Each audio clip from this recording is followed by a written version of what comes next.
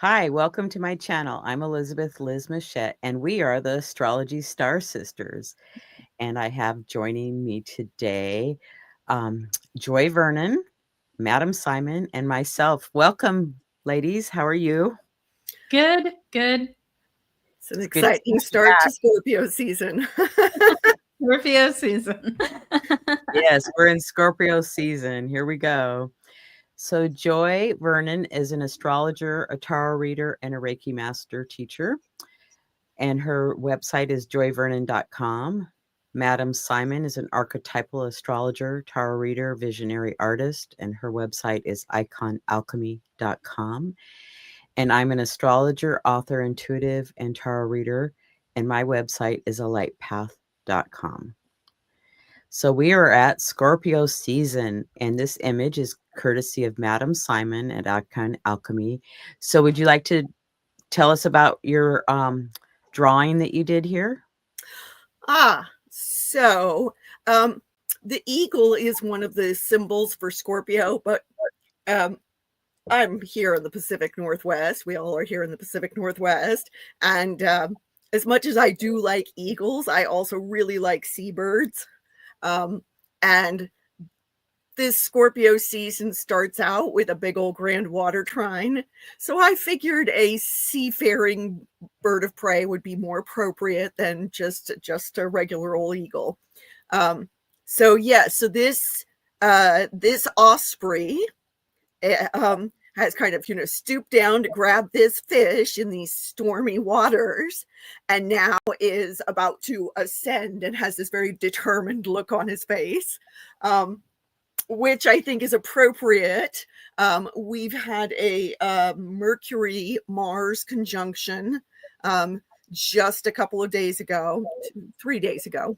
And both Mercury and Mars are applying to this grand water trine that's going on. So Mercury can represent swiftness, which I thought was very appropriate to this critter grabbing his fish. And then Mars is, of course, that directed will. And if you note just underneath the wing, there's a little sigil in the clouds, and its meaning is fly true. Beautiful. So is this image for sale? Yes. My Patreon patrons get first dibs on all of my original art. If they don't proclaim interest in it in 48 hours, then it goes up into my Etsy shop. Thank you. It's absolutely gorgeous. Thank you. And then I want to take a moment to thank Joy for preparing our slides for us today. She did most of the work, and we just kind of threw a couple things in. So it's Scorpio season, and I'll let Joy tell you all about Scorpio.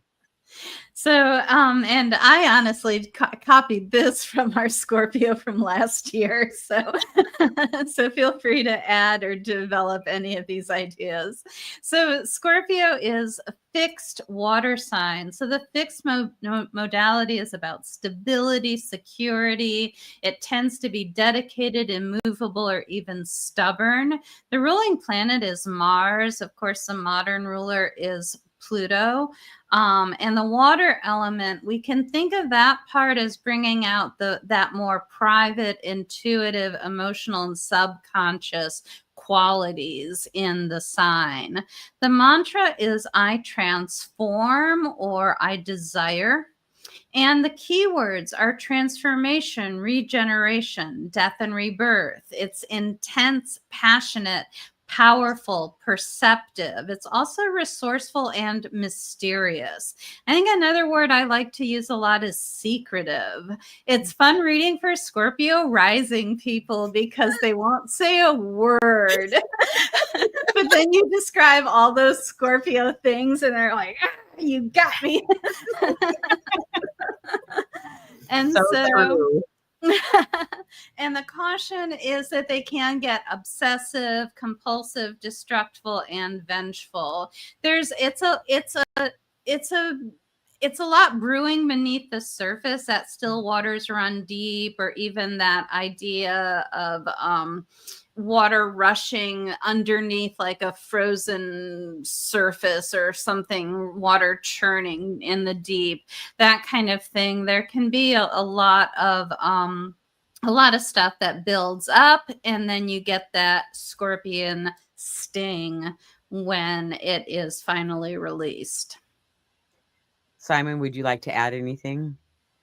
Well, that's pretty on target. I do like to think of Scorpio as like the depths of the ocean, but it can also be an iceberg.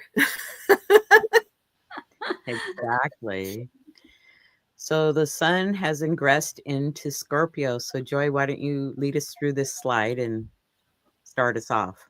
Yeah, absolutely. So we've got the sun at 0 degrees of Scorpio there. It forms this loose T-square with Jupiter and Cancer and Pluto and Aquarius. The square from the sun to Pluto is pretty tight, but the one over to Jupiter is a little bit more loose. But it's worth looking at, and that does round out into a grand cross when we add in Chiron. And so I did go ahead and add the aspects to Chiron for this slide so that we could take a look at that grand cross. The outer planets are still in that bisextile, and they will be for a while. We're not going to talk about it today. We did talk about it quite a bit last month in Libra and also in Leo, if you want to go back and look at those videos to learn more about that bisextile. But this is the thing that Madam Simon already mentioned to us, and this is what's kind of exciting. The Moon, Mars, and Mercury in Scorpio form this grand water trine over to Saturn and Neptune and Pisces and Jupiter there in Cancer. And that's really I think the most important thing, and that the Mars, the activation of the full trine from Mars and Mercury as well is only for, I don't know, a couple weeks, a little bit longer maybe. And then Jupiter, well, we'll learn this in a second, but Jupiter actually doesn't perfect its trine to Saturn before it goes retrograde. So those are some things that we'll be talking about when we get ahead to that slide. Okay, and I'm going to go to the next slide because I think we start off with the cardinal cross. Oh no, the sun ingress, sorry. Yeah, let's just look at the ingress itself for a second. And so moving into that first decan of Scorpio, our Scorpio cards are the 5, 6, and 7 of cups. So the ingress into the first decan is going to give us the 5 of cups. And that decan ruler is Mars, which is the Tower card. And the major arcana correspondence for Scorpio is death. And so we've got those pulled up both in the Rider-Waite-Smith as well as the Thoth Tarot. And I think that this is, I had an interesting experience with this 5 of Cups coming up for a client sometime in the past month. It wasn't recently, but it was within the last few weeks. And the deck we were using, the character was sitting on the ground, but they were, as always, they were looking at the spilled cups and turned away from the full cups. But what ended up coming out as we worked with that card for this client is it started to be like, who are you listening to? Are you listening to the people that don't support you and that are the naysayers and that are pointing out all the problems with this? Or are you listening to those who support you, who want to partner with you, who want to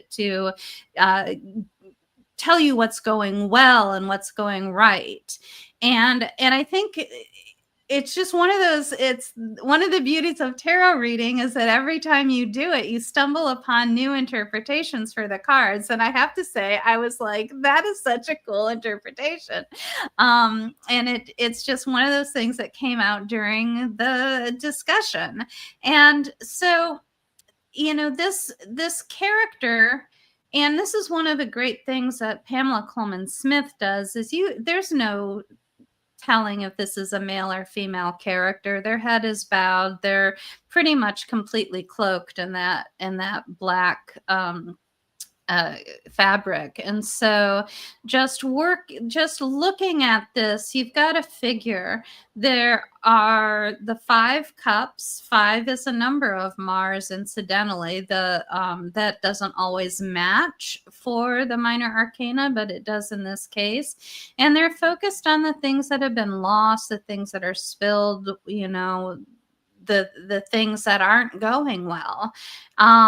And so, and sometimes you have to do that. And I think that that's, I like to read the cards. Most people say just turn around and look at the upright cups, but I say the cards are telling you where you're at. And so if you're looking at the spilled cups, maybe you need to. And maybe it's a question, like I said, of who's supporting you, who's not. But I also think that there's a time when we need to say, okay, right now I'm going to go ahead and take a look at what's going wrong and maybe try to figure that out so that I can not just turn around and ignore the problems, but actually correct those problems so that I can move ahead. And then we're ready for Simon to talk about the Thoth cards now.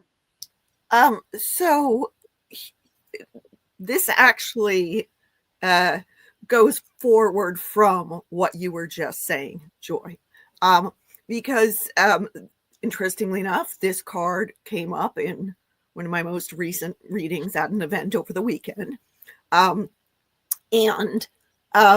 You know, typically when this card comes up in a reading, you know, and people immediately, they see it and they like zero in and they're like, ooh, you know, they're like, they get worried that they're going to be automatically going to be disappointed. Okay.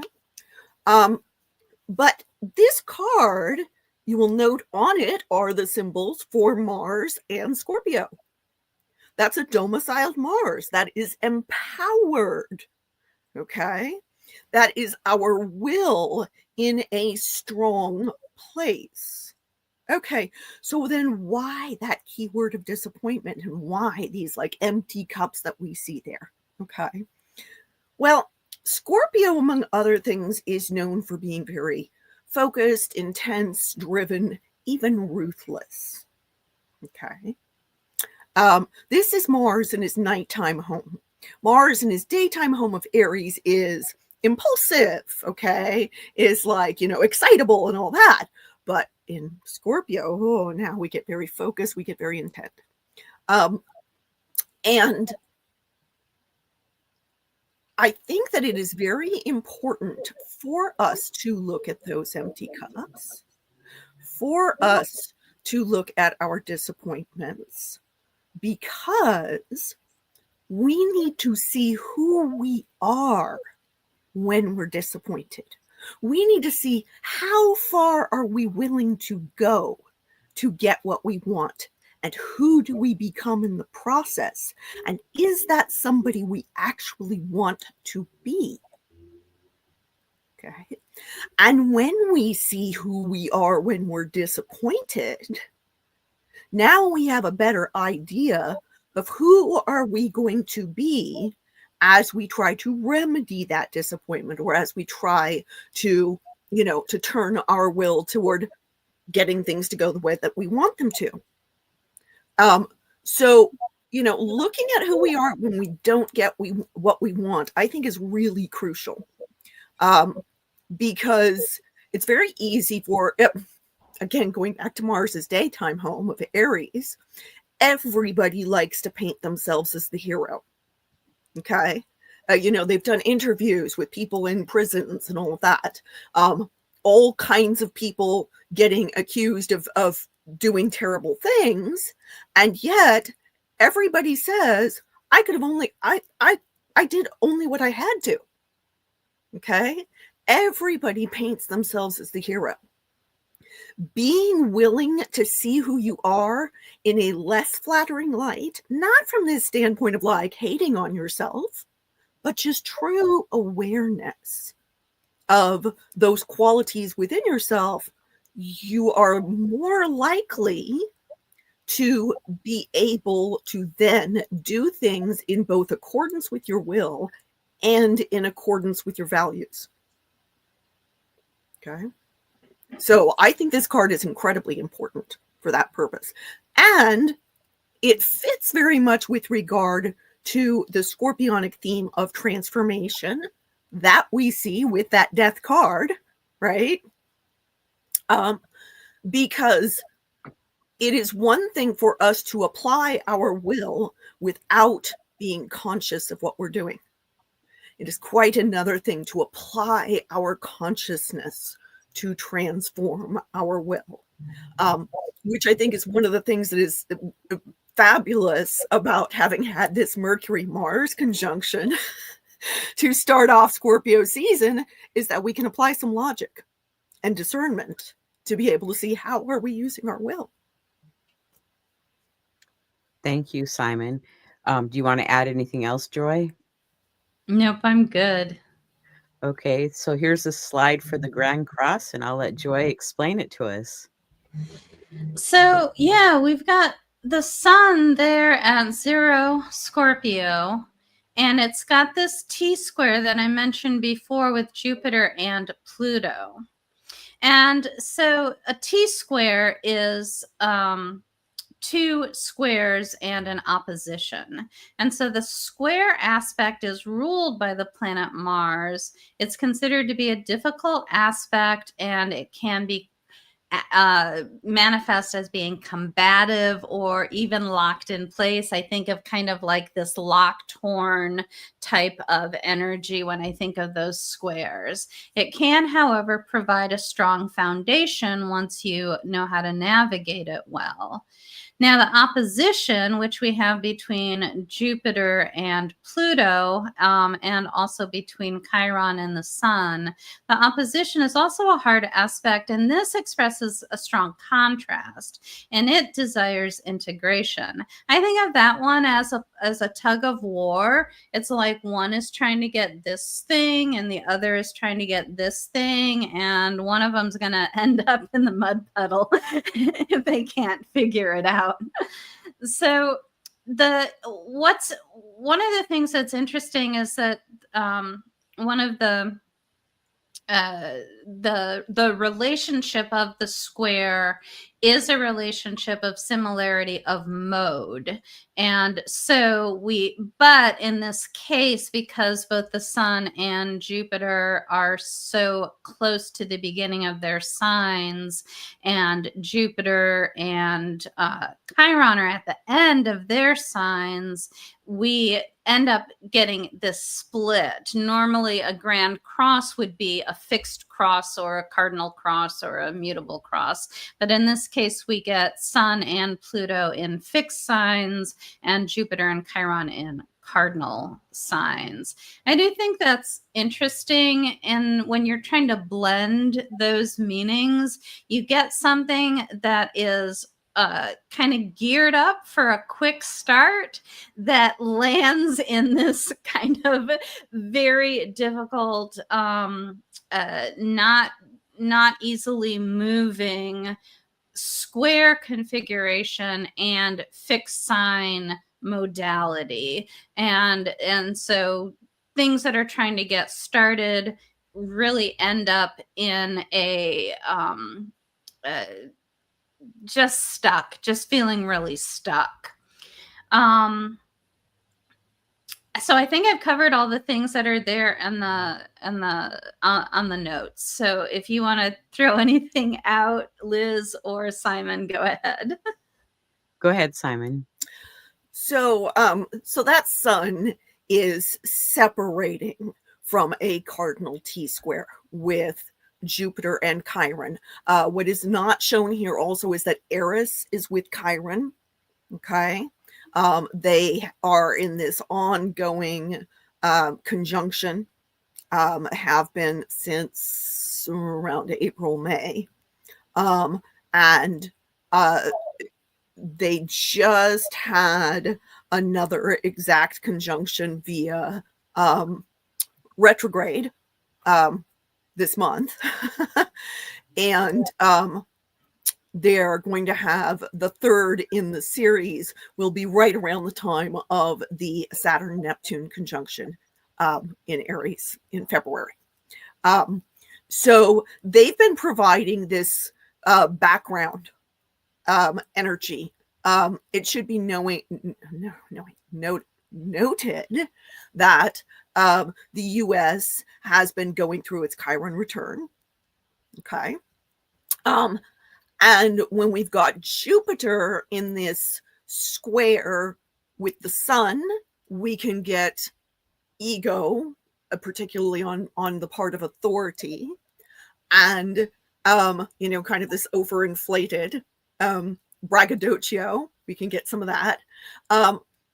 But Jupiter and Chiron, one of the things that I see with this, certainly we can get an inflated sense of chironic concerns. Chiron can show us, particularly in Aries, where we feel like we're not up to the tasks ahead of us, where we lack courage, where we lack independence, and we can see overcompensation that can come with that, particularly in that cardinal T-square. But also in synastry, when we see Jupiter Chiron in hard aspect, there can be this like drawing together where you feel like somebody gets you and gets your wounds and gets you on the spiritual level, and then a sudden severing. And I do find that really interesting within this context, because going back to our sun now applying to the square with Pluto, that tight square with Pluto, questions of power come up. Okay. And how are we on a deep emotional level, but also on that level that is willing to say, the buck stops here. Some things are not acceptable. Some things need to be transformed or composted. Okay. That combination of that square is in a way mirroring that Jupiter Chiron square, and that urge to suddenly go, nope, we're going to chuck it. Okay. But because the sun and Pluto are in fixed signs, that's not a hasty kind of thing. That can have us in the slog, okay, of how do we address concerns about power in society, concerns about, wealth and the transformation of our tech sector, which we're very much seeing with Pluto in Aquarius. Now that sun in Scorpio is going to be looking very hard at that stuff and doing it on a deep level. Sun Pluto combinations automatically encourage us to discern what's going on underneath the surface and get into the secrets and the mysteries. Okay. And sun in Scorpio is in this position to now start intuiting things about what's going on underneath the surface. Okay. But again, because it's a square, there's that slog going on. So we may have sudden urges and then, how do we follow through on what we're seeing? Okay. I think that's a big signature of this Grand Cross. Well, I'm going to make a comment. I always think of Grand Crosses as being pulled in different directions. So it kind of went along with Joy saying this tug of war, but to me, it's a tug of war at 4 different directions. And I kind of was experiencing that this morning. It's like, well, I want to mow the grass before it rains. I had a friend come to help me clean the garage, but I need to get everything cleaned up in the garage because they're here for a few hours, and it's like, but I got to get ready for the show. Yeah. Okay, so now we have the cards with the Grand Cross. Go ahead, Joy. And so what I did this one other time when it was kind of complicated, and I thought it's easier to just overlay the cards onto their related positions. And so we've got the World, and the last time I used Rider-Waite-Smith, so this time I used the Thoth ones. And so we've got the World card. I just put it at the center, but it represents the two oppositions, which are ruled by Saturn, which is the World card, or the universe in this case. And then the Tower represents those squares. That's Mars. And so the 4 squares are represented by the Tower cards, the little ones. And then the Wheel of Fortune is Jupiter, which is over there in Cancer. The Sun is the Sun. That at least is easy to remember. And that's the one that's at 0 degrees of Scorpio. The Aeon, or the Judgment card, is associated with Pluto.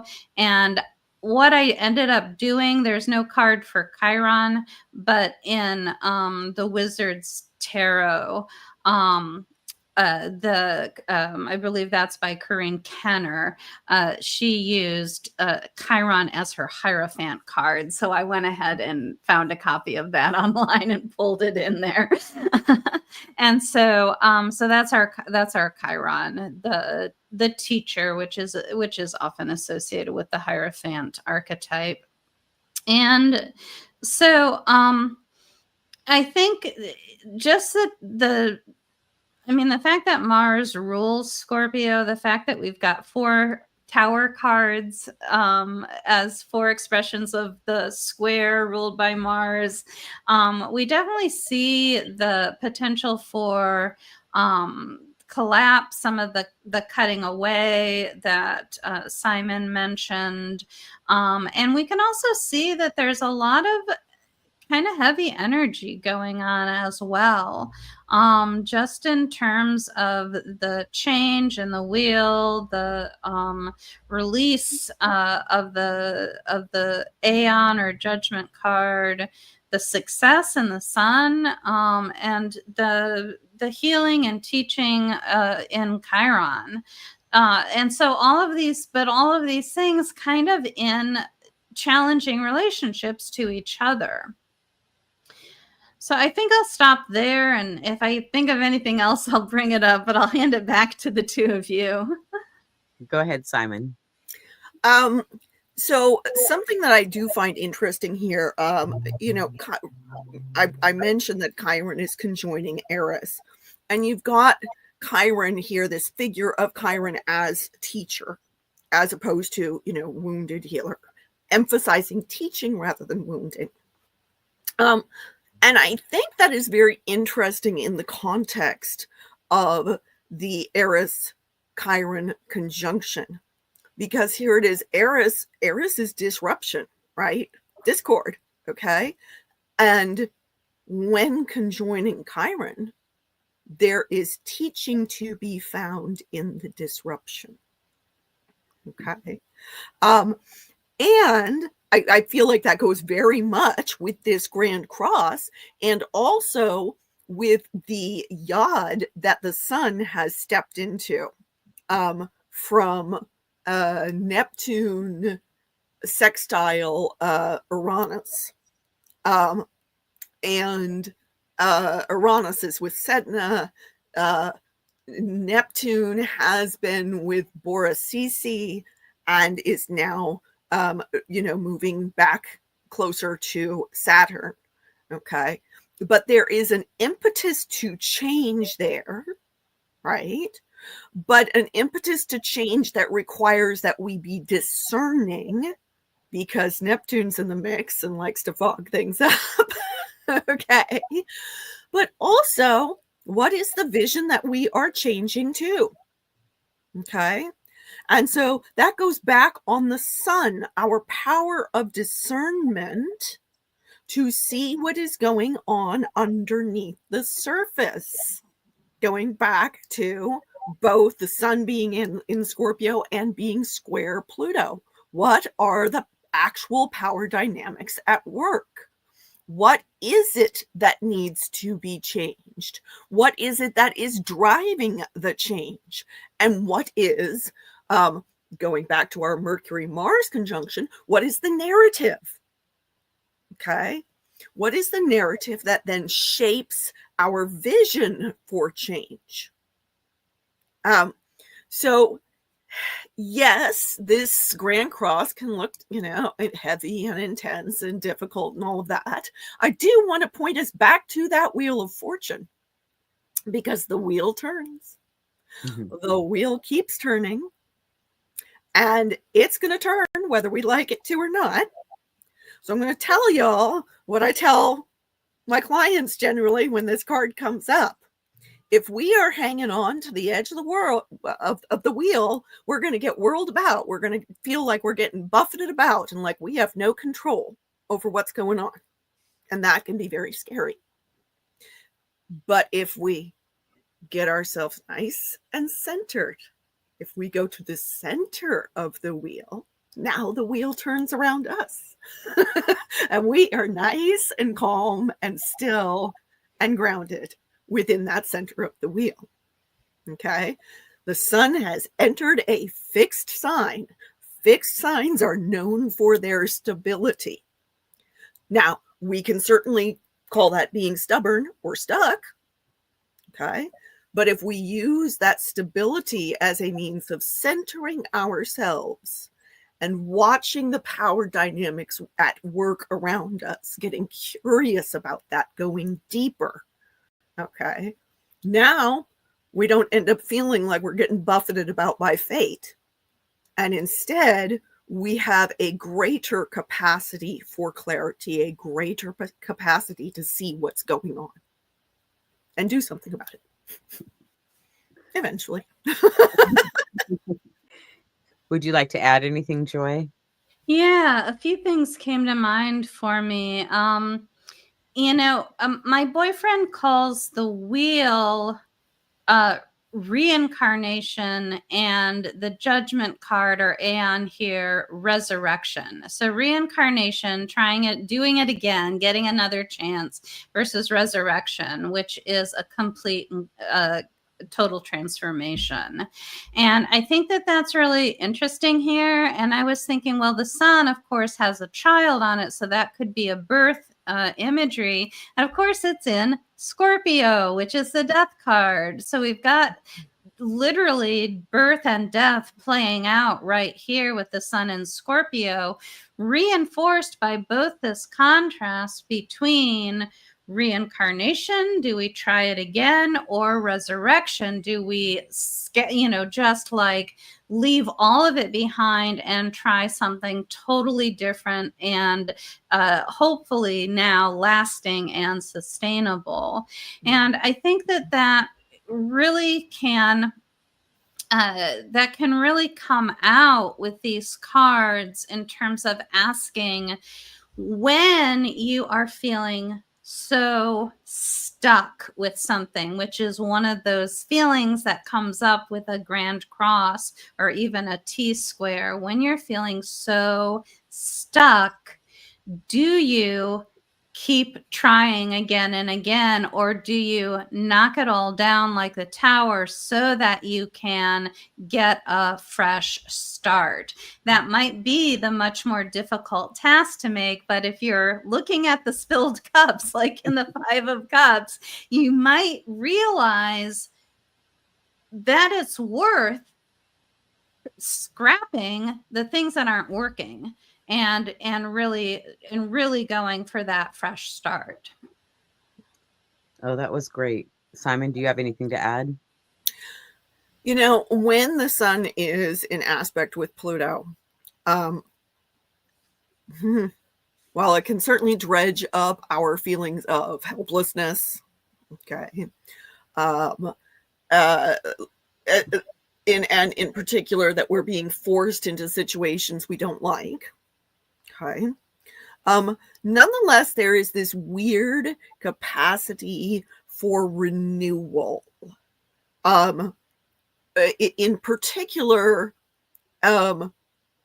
we can find reserves of energy we did not know we had.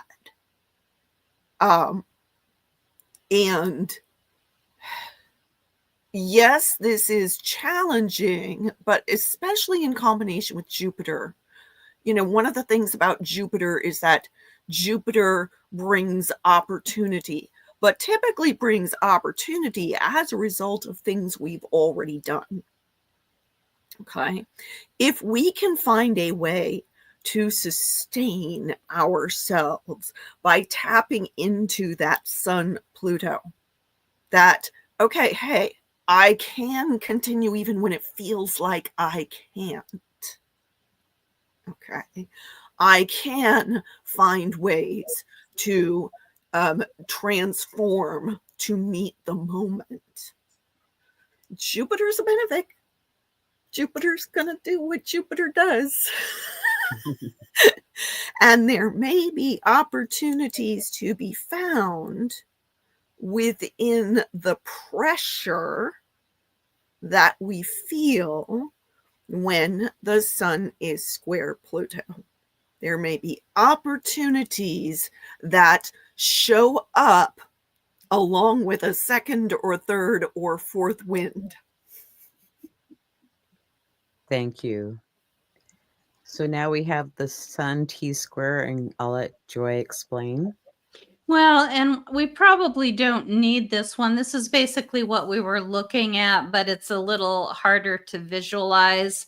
And I don't think we need to talk about it, but if you wanted to see the cards up close, this is your chance to look at that for a second for anybody watching at home.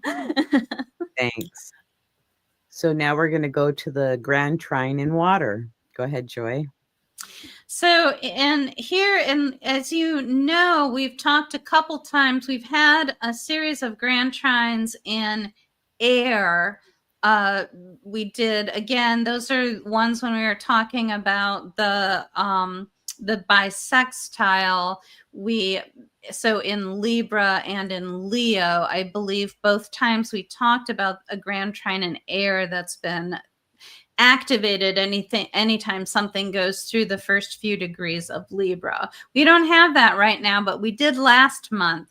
This month we have a Grand Trine in water. So we're going from air, which is thoughts and ideas and the mind, the intellect, communication, and shifting over to water, which is the intuition, it's the emotions, it is our imagination. And so and there's a lot of planets involved in it. We've got 6 planets involved because the moon is, you know, this day at least is there with Mars and Mercury. And then over in Pisces, we've got Saturn and Neptune. And then of course our Jupiter that we've already been talking about in Cancer. And now Jupiter is loosely opposite Pluto, as we kind of mentioned before. It doesn't quite form a kite because technically that Mars Mercury is too far away from Pluto to count as a sextile, but just increase your orb a little bit and then it counts. So we can consider that Pluto energy to maybe be the kite, the direction of the kite, which is going towards that power and control there in Aquarius. Let me see where I am. Okay, so Jupiter, I mentioned this last time, I believe. Jupiter is transiting the U.S. natal Mercury at 24 degrees Cancer. Now, what this Grand Trine does activate as a kite is the U.S. charts Pluto at the end of Capricorn. And that is a pretty tight kite there. And so we could also look at Pluto in Capricorn in the US chart as being an energy that is leading this kite forward.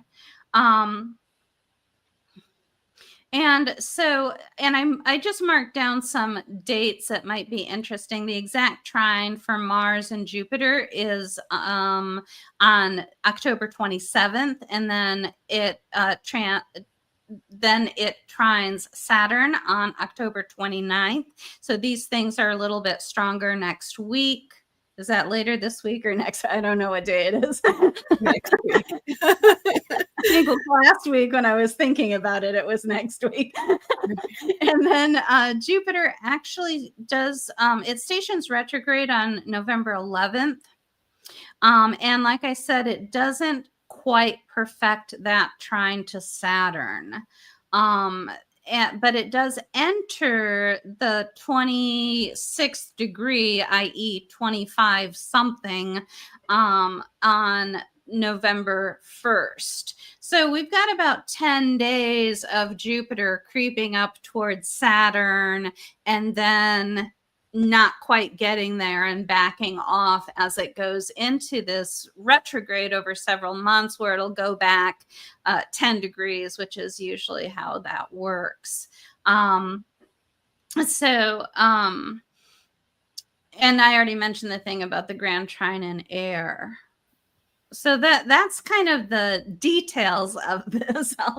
I'll hand it off to Simon or Liz for some interpretation. And then if I have anything to add, I will do so at the end, I suppose. Go ahead, Simon.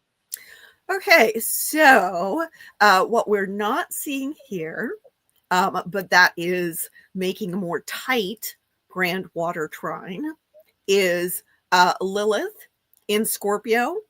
And also there's a whole series of TNOs there, trans-Neptunian objects. We've got Deucalion, Typhon, and Giovanna are all there. And with the US Pluto is also currently the TNO Iran and the Centaur Hylinon, I think is the name. So there's stuff going on in the background, is the point, that is all reinforcing this grand water trine and that effective kite that's going on there. I would like to remind people that while the US Pluto is in the late degrees of Capricorn, the Pluto that we see here now is the Pluto return of the Bill of Rights. Okay.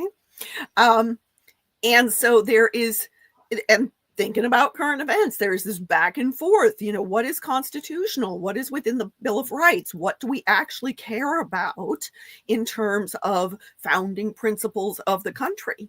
Okay. And what is going to get transformed? What is going to get cast aside?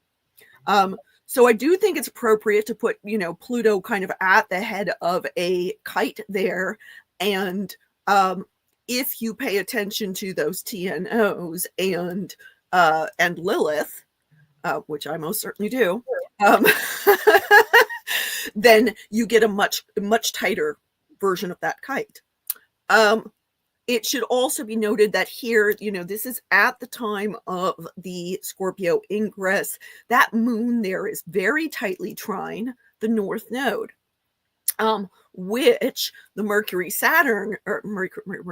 Mercury-Mars conjunction was also trine that, is now separating from that trine, but we can't really ignore the North Node in the context of this, is what I'm getting at. There is that kind of fateful feeling that may add to some of the heaviness, but also add to that impetus to change, to learn, to grow, and to go deeper in the process. I frequently mention Lilith. I think she's very important in this context because there are questions of, both belonging and alienation, especially when we are looking at, Mars has a severing action. Okay. Saturn In Pisces, Pisces is all about connection, but Saturn can kind of make us feel like we're struggling to connect, to empathize. We are taking it seriously because it's Saturn, but there can be that kind of like, I've got to somehow wall myself off in this place of boundarylessness, which we see with Pisces, right? And of course, Pisces classical ruler Jupiter, there in Cancer, Cancer is concerned with home, family. What is your tribe? What is your little clan of folks? The people you are most closely aligned with on a heart level. Okay.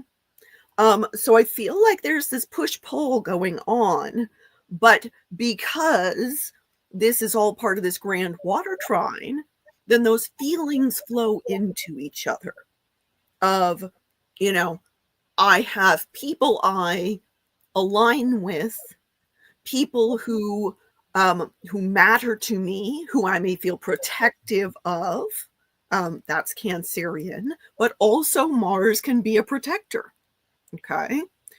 And at the same time, what is it I'm rejecting? What is it I'm feeling rejected by? What is it I'm feeling not in alignment with?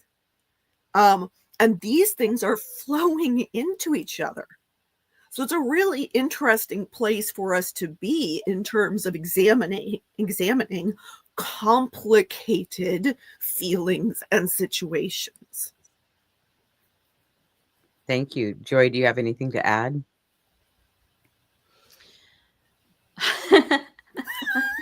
I'm thinking.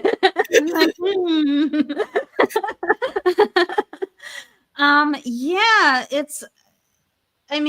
honestly, this is hitting my chart really tightly. I have a grand trine in water, and this is basically right on top of it. Mm-hmm. And so it's extraordinarily familiar to me on the one hand, and on the other hand, has a lot of intensity. It is intensifying those placements. And we've got our two difficult planets relating to one of our nicest planets. And the other thing that strikes me is, of course, one of the things that's frustrating to me is that the Saturn retrograde is going back over my planets that I have there. And Neptune has now also re-entered that. And the thing that Neptune was there for so long and the things that it was doing are back again. And it's so crazy how going from 29 degrees of one thing to 0 degrees of another thing can be such a benefit. They can make such a difference. And for a few weeks, it was like, yay, maybe more than a few weeks, but it was like, yay, I don't have Neptune here. And now it's like Neptune is back.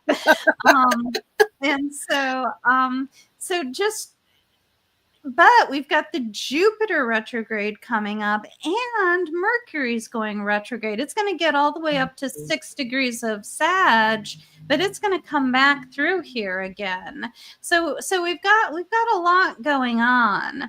And the retrogrades, of course, just like I was saying for myself, it's like I worked through something. It seemed like it was gone, and then it came back. That's not just Neptune and Saturn, which will be retrograde for the rest of the year.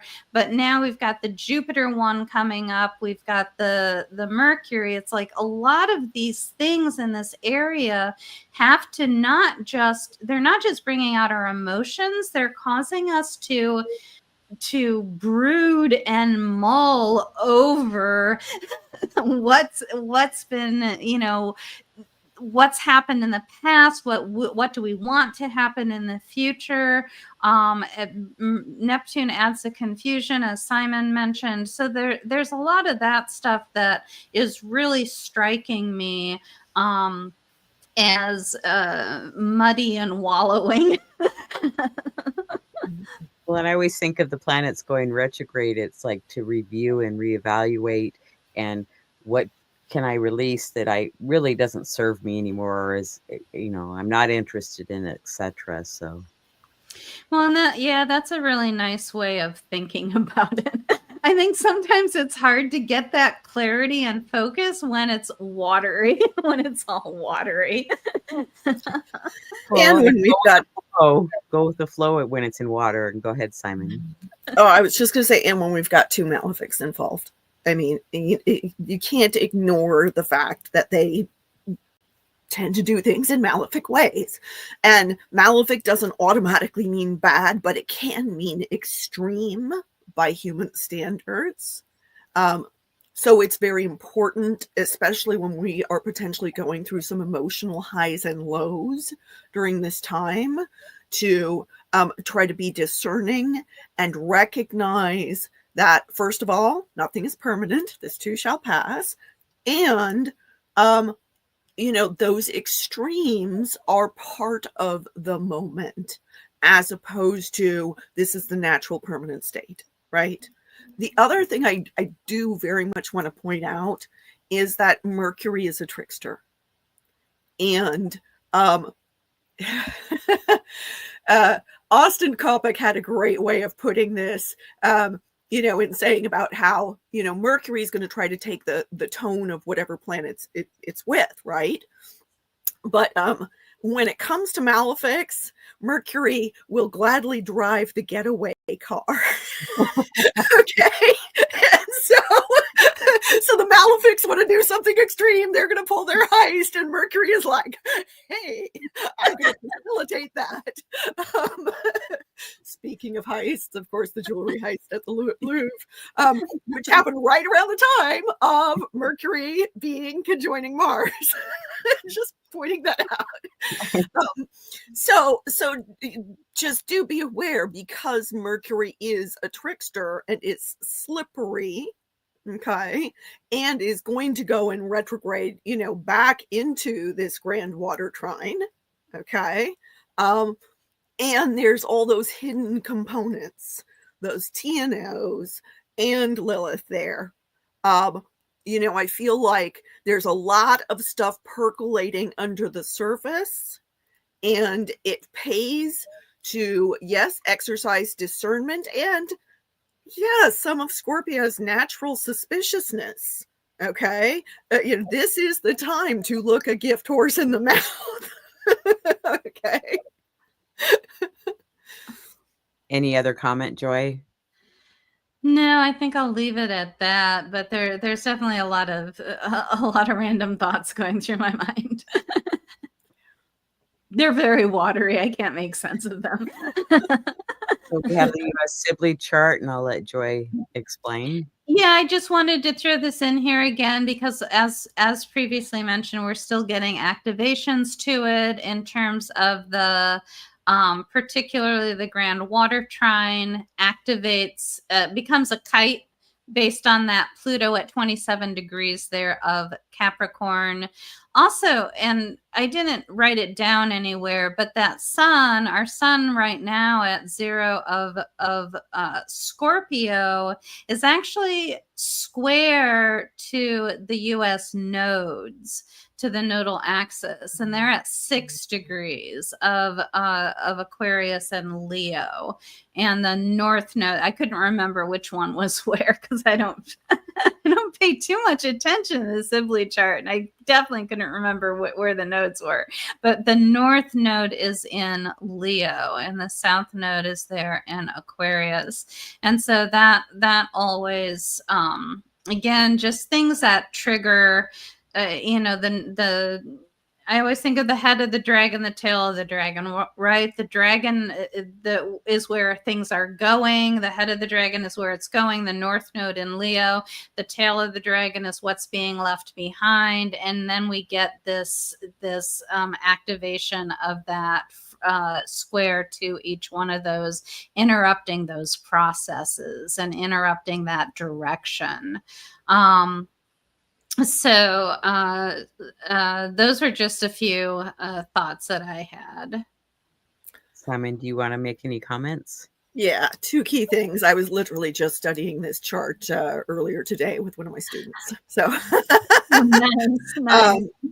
So, Neptune having crossed back into Pisces, Neptune and Saturn have been doing this little dance across the USIC. Our roots in the psychic soil, our ancestral line, where we have come from, what is the seed, the root of home. Okay. And of course, when they have their big old conjunction, it's going to be right there, within a degree of that IC.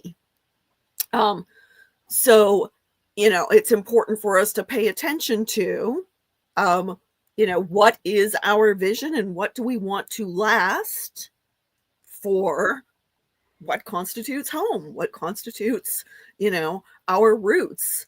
And the other thing I do want to point out, and I think I've mentioned, of course, we've been going through our Chiron return, as you can see there, which squares Mercury.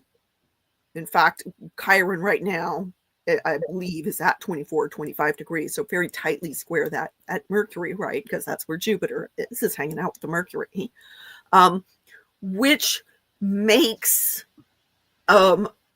it makes our sense of wounding louder, okay, but also makes us more likely to speak up about what is upsetting to us, okay.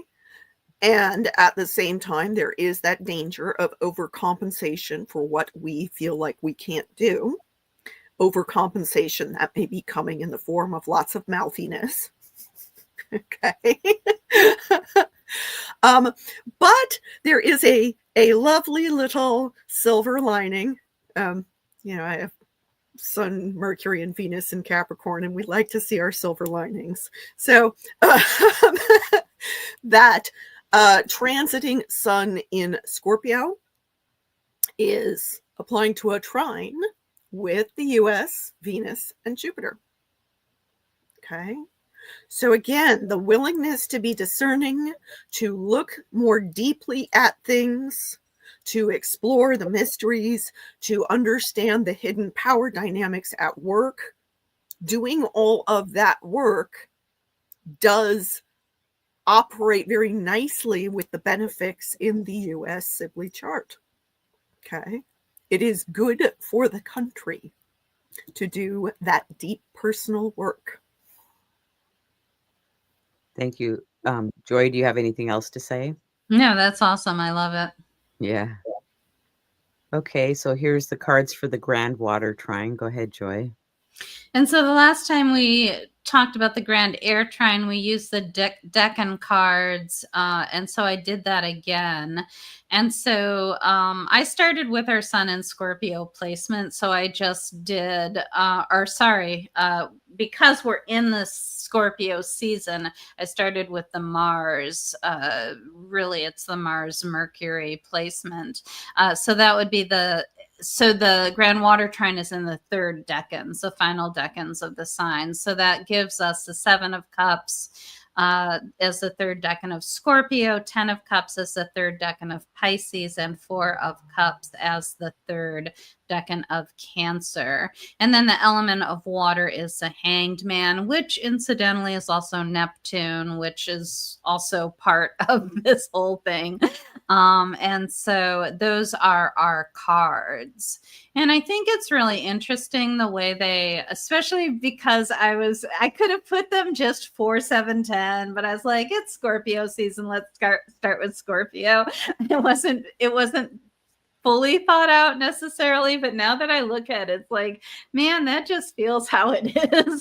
It's just that 7 of Cups. It's like, I always think of that as having a lot of options, not knowing which to choose. There's a lot of cloudiness, a lot of confusion, not really sure what's going to benefit you and what's not. Sometimes some people call that card pipe dreams. There's definite yearning for something, but lack of clarity about what it is that you want and how you're going to get it. But then we go into the 10 of Cups and it's just like, boom, you get it all. You know, you've got the happiness and the rainbow and all the cups and the family and happy dancing children and all of that. And then we go to the 4 of Cups, which is like, is there anything else out there? And so I thought that just, it tells kind of a sad story, but at the same time, I think that there's a certain amount of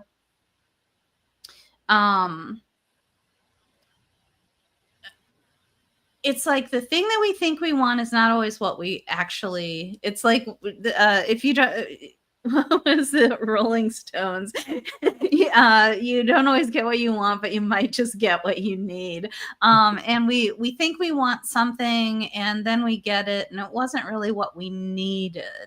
And so I think a lot of this, especially when we're transitioning from that air trine into this water trine, we think we know what we want, and then it's like, oh, maybe there's more, maybe I'm missing something, maybe I didn't look deep enough, which could be our Hanged Man in his descent, in his downwards descent, as well as the scorpionic energy of descent. Maybe I didn't look deep enough into what I was doing before I made my choices.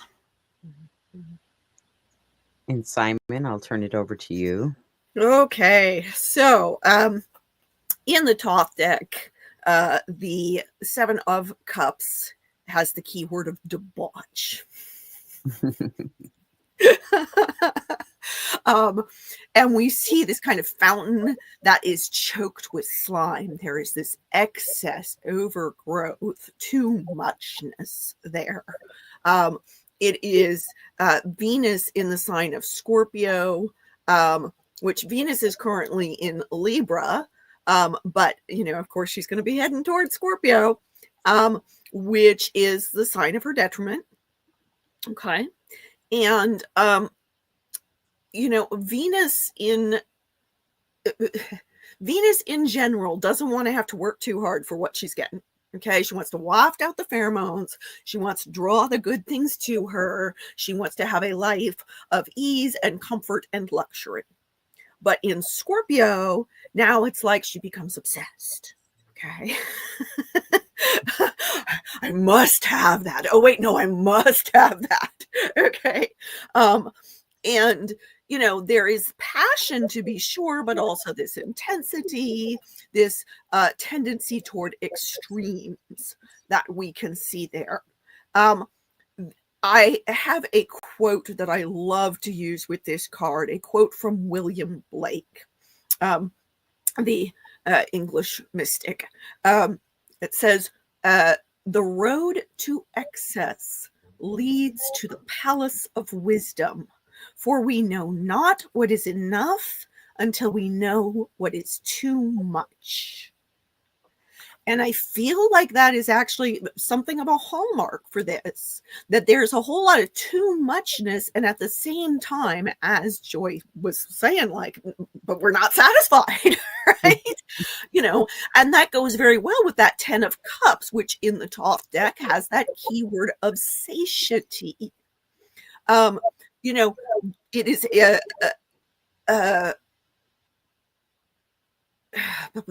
my brain just went off. So it is Mars in Pisces, right? Our action, our will in Pisces, which is boundless, right? And so even as this card looks like, oh, everything's, you know, you're getting all that you want, when it's boundless, you can't ever reach the end of it. And now there is, again, some of what I refer to as cosmic discontent. Okay. And all of that does is it asks us to more deeply consider what is it we truly want and what is it we don't want. Mars, both directs us toward what we want, and at the same time tries to protect us from what we don't want. Okay, Mars does have a severing action. And so, as I mentioned before, this is a time when we need to exercise some discernment. And part of that discernment is using Mars action to cut away what we don't want. Okay. Now you combine that with that Four of Cups, the moon domiciled in Cancer. And, that moon shows us the seasons and cycles of things, the ebb and flow of things, as well as what are our knee-jerk reactions. Okay. And our knee-jerk and reactions in Cancer are about safety and security. Okay. Are about what is going to make us feel like we have exactly what we need right where we need it. Okay. But part of what Cancer's job is to create safe emotional space. And in order to do that, ironically enough, we have to take some risks. We have to risk vulnerability in order to have real intimacy, for example. Okay. And so we have to go back to risk of that Seven of Cups to richness in order to potentially get what it is we actually want. Okay. And at the same time, going back to our Hanged Man, sometimes we have to admit that we have no clue what we want and we have no clue how to get it. And surrender to the flow of things in order to better be able to perceive what we're dealing with, and also recognize that some things are indeed out of our control. Control is an illusion, and some things are going to change in the direction that we desire, but not through any effort of our own. Not everything is up to us. Everything is up to us, and not everything is up to us. So yes, we need to try to be discerning. Yes, we need to see how it is we're applying our will and our desires and all of that. And at the same time, we have to account for some things are just not up to us, and we need to recognize that and be willing to say, okay, larger things are at work, greater forces are operating around me, and I can sit there and fight against the current, and we know how that turns out, or I can go with the flow. And yes, that may be scary. It can be very scary to surrender, but that is the same risk of risking vulnerability for intimacy, risking, not being safe in order to be safe. That's great. Do you want to add anything, Joy? No, that's great. Okay, now it's time for our random card draw.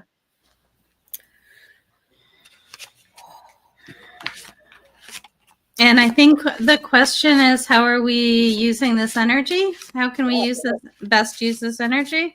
Awesome.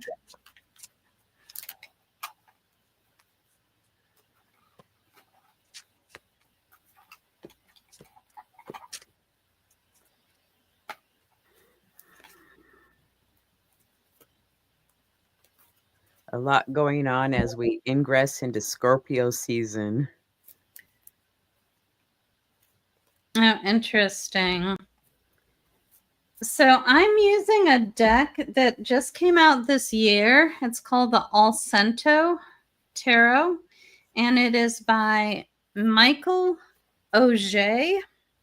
It looks like Auger, but I looked him up online, and it's actually, or it's in the book, I guess. It's pronounced Auger. So luckily I learned that prior to coming on. And it is a 100-card deck that is similar to Minchiate, but not quite. And so what I drew was the Lion, which is the Leo card. Because Aminciate omits the High Priestess and then adds the 12 zodiac signs, the 4 elements, and the 4 virtues, the 4 cardinal virtues. And so this will be the zodiac sign for Leo.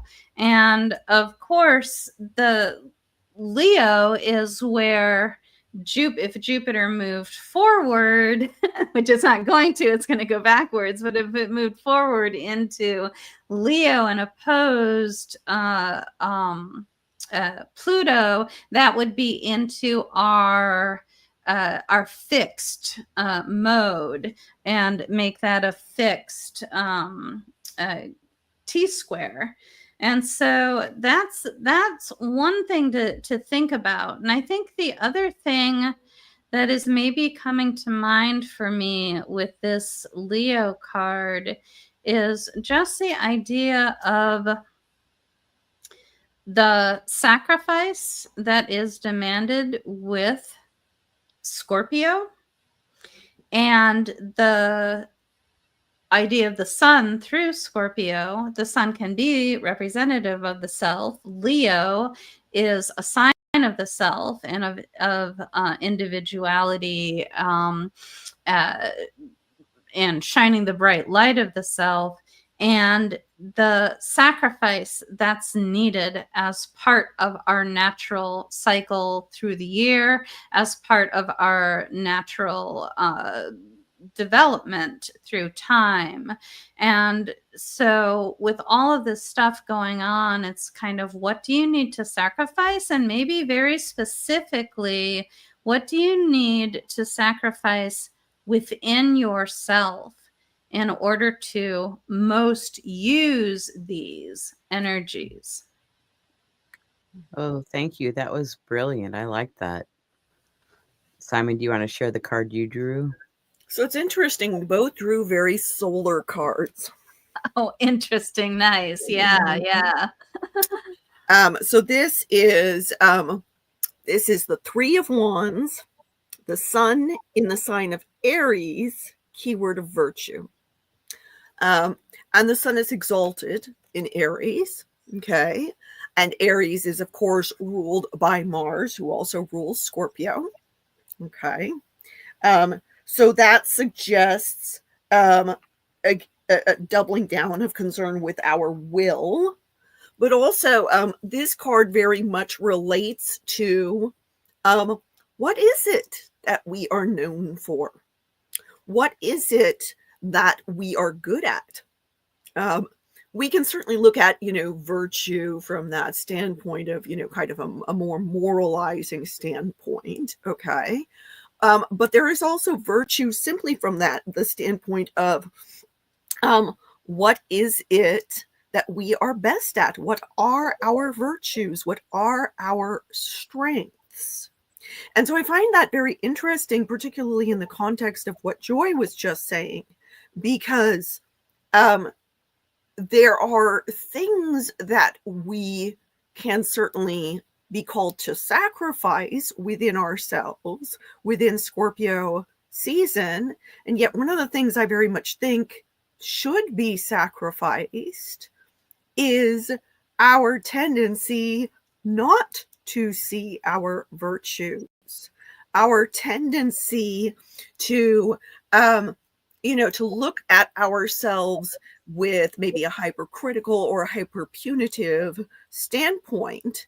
And at the same time, since the sun is coming off of its square with Jupiter, we can also sacrifice the things that might seem like they're really great and grand, but in fact are not our actual virtues. They're just our overcompensation.